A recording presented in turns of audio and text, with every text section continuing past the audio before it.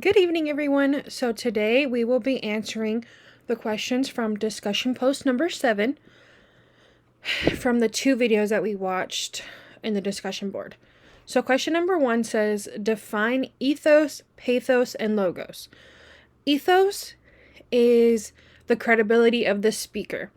So it's going to be the speaker's character, their expertise, and it's going to be if the speaker is qualified to do this speech and speak about what they're about their topic.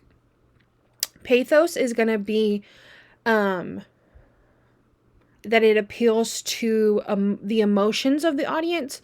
So when using this, it's going to be, or the speaker's going to use vivid language, and something that the video talked about that would be very strong in order to get the message across would be personal stories that the speaker says. And then lastly, with that first question, it says to define logos.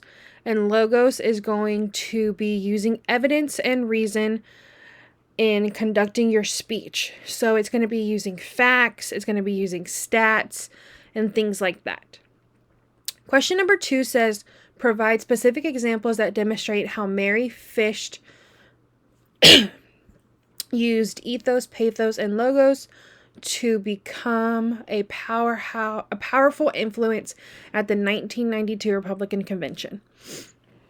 Mary used ethos, or the speaker that introduced her used ethos in the beginning of the video when they introduced her. They talked about her work with the White House and everything she had done, and that worked to build her credibility for the audience.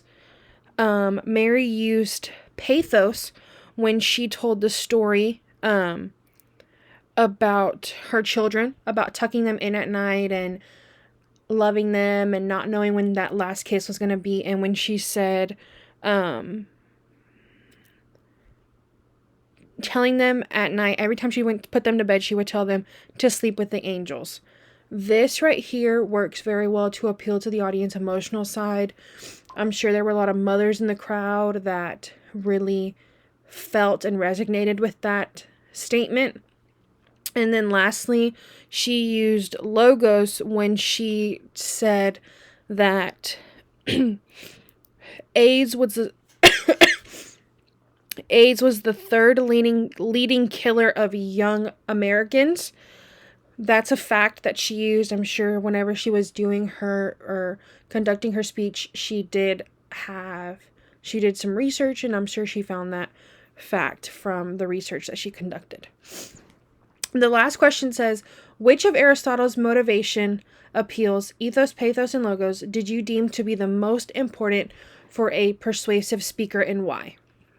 Personally, I would say pathos is probably the most important, just due to the fact that you can do a lot of things just by appealing to people's emotions.